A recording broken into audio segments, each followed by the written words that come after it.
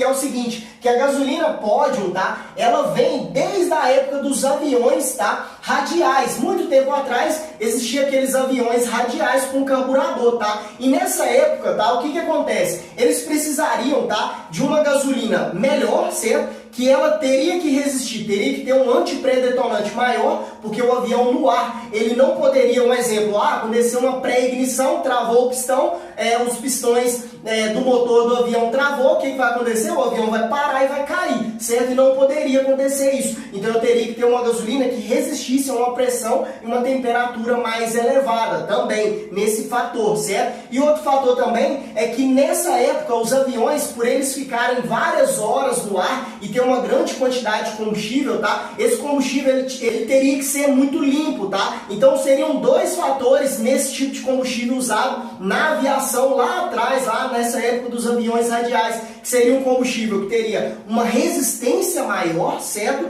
E também um combustível que teria uma limpeza, seria um combustível puro, um combustível mais limpo, certo? Porque ele não poderia oxidar. Um exemplo, se eu pego a gasolina comum, tá? Eu tenho aqui o carburador, tá? Sem a sua moto, tá? Você pegou sua moto e parou 2 meses ali com ela, 1 mês, 2 meses, o que vai acontecer? Você está usando gasolina comum. A gasolina comum, se você for fazer uma limpeza no carburador, você vai ver que tem uma crosta aqui, porque o combustível ele oxida, certo? Então vai ter uma crosta aqui. E essa crosta, tá, na gasolina comum vai fazer com que se subir aqui você funcionar o seu motor, tá? Vai entupir o carburador, sua moto não vai ter um bom funcionamento, dependendo das tubulações onde passa também, dependendo se for num carro que você usa, vai entupir e você não vai ter um bom desempenho. Eu tenho uma moto injetada, a moto ficou parada, a gasolina parada no tanque, ó, ali 2 meses, 3 meses parado. Aquela gasolina, ela vai oxidar ali dentro, vai entupir tudo que está para dentro na hora que você funcionar o seu motor, certo? Então, nessa época desses aviões radiais, eles precisariam de uma gasolina que fosse mais pura, certo? Mais limpa e que tivesse uma resistência maior, porque o avião, ele estava várias horas no ar. Então, o que acontece? O avião não poderia acontecer também de oxidar esse tipo de combustível, certo?